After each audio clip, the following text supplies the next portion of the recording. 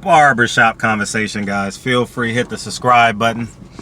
Don't forget to join the Patreon. I just want to give you guys a heads up. My commentary videos, I'm going to start putting them on my Patreon. So make sure you guys subscribe to my Patreon. And I'm just going to be doing my live show on YouTube. So there we have it. So feel free to subscribe. The link will be in the description box.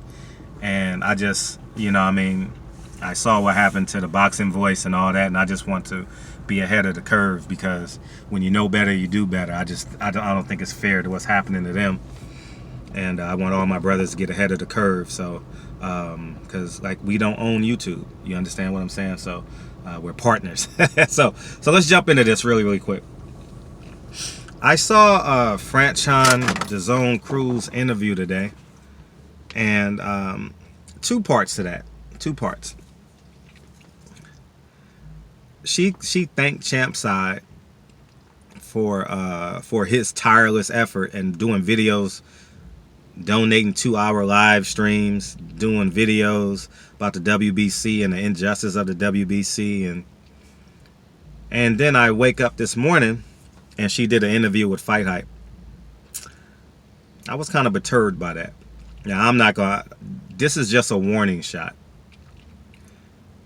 And I'm just telling all you fighters, if you see someone on your behalf fighting for you, right, and you go somewhere else with your product, I deem that disrespectful.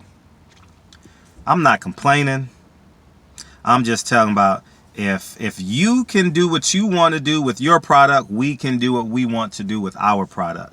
And I commend Champside for standing on the front line, and she actually, I think the powers to be caved in. The WBC is on some other type of time, and that's another thing. We got to devalue these belts, but the only way we devalue these belts is if the fighters and media get on the same page. Everyone, if everybody wants to make the most money in this and have the most reach, we all got to be on the same page. Franshon Design, I'm not disrespecting Fight Hype at all. They're just doing their job. But I think it takes some decency and some character and some integrity to say, you know what? I'm going to reach out and call this man and publicly thank him and give him my first interview.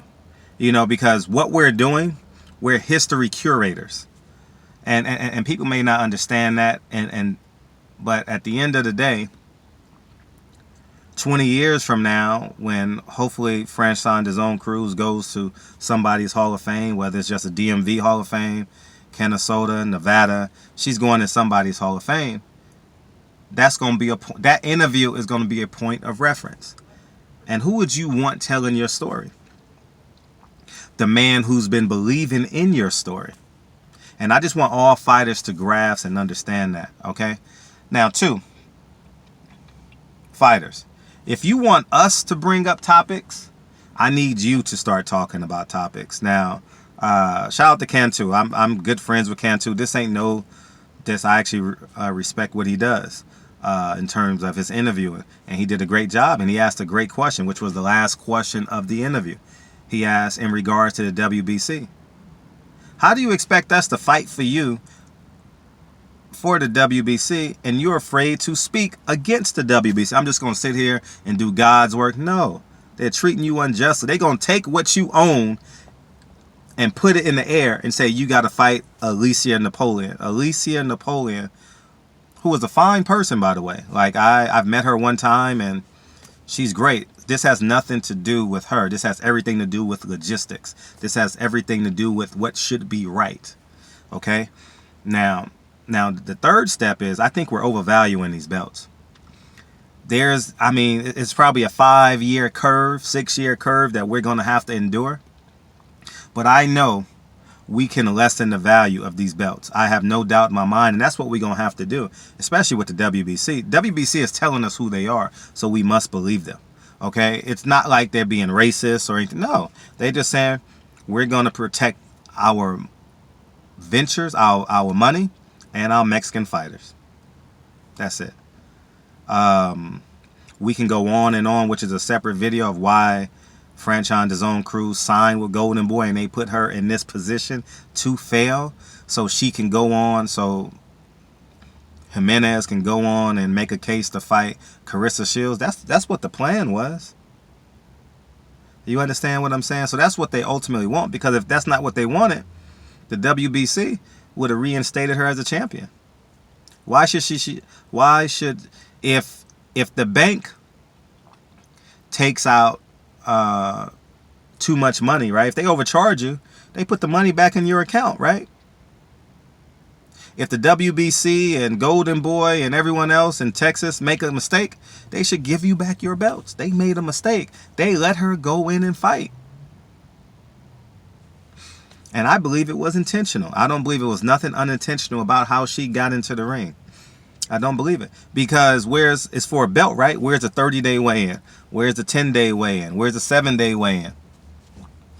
Follow me here. Where's the 30-day out vada test? Where's the 60-day out vada test? Those came back negative? How can those come back negative and she pissed on the test the day before the fight and that come back negative? I'm just saying. You know what I'm saying? So I think as I digress back into the premise of this video, I think all fighters need to be cognizant of what they're doing and where they're giving their energy to. You got to be intentional, okay? The same way we're intentional with our money when we go to the store is the same way we should be intentional with our assets. Champside deserved that interview. I didn't deserve it, although I spoke up on it. Champside led the way. The same thing he led the way with Shakur Stevenson. You know what I mean? I think it was admirable of Shakur Stevenson to interview with him. You understand what I'm saying? I think that's admirable. And I think long haul, we need to be admirable of one another. That's all I'm saying. Whether you agree or disagree, it's totally up to you. Don't care. You know, the ignorant people is going to say, I'm crying over an interview. Nah. I got 70% of boxers' phone numbers in my phone. I'm not crying over an interview.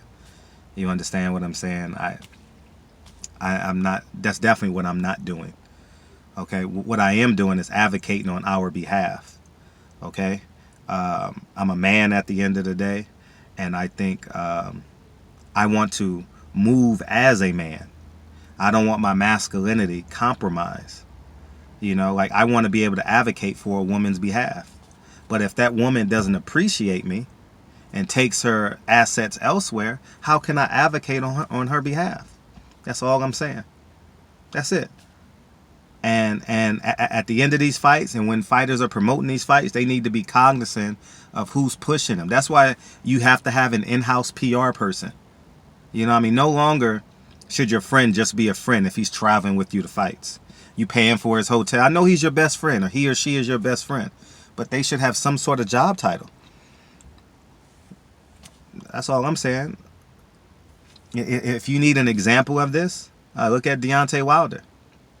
Deontay Wilder ain't asked people to go online and say Tyson Fury cheated. He didn't ask for none of that shit. Deontay Wilder ain't tell us to talk about Tyson Fury. Nah. Not one piece of him asked us to do this. But the respect and us wanting to find a way to help him in what we believe is truth inspires us, because we know Deontay Wilder gonna come to us. We ain't gotta call him, we ain't gotta beg him, we ain't gotta ask him. He gonna call. You know what I mean? And I speak for many brothers and many sisters in the media. You know what I mean? I've seen them do hour-long interviews with Mashoy J. Phelps. I've seen them do hour-long interviews with 78. I see him do hour-long interview with Blue Blood, myself, 2 hours. Shit, it just goes on and on and on. You understand? And I think that's admirable. You understand what I'm saying? To know where you get your harvest. I'm going to repeat. It's admirable, and you got to know it's admirable as a man to willingly go where you get your harvest.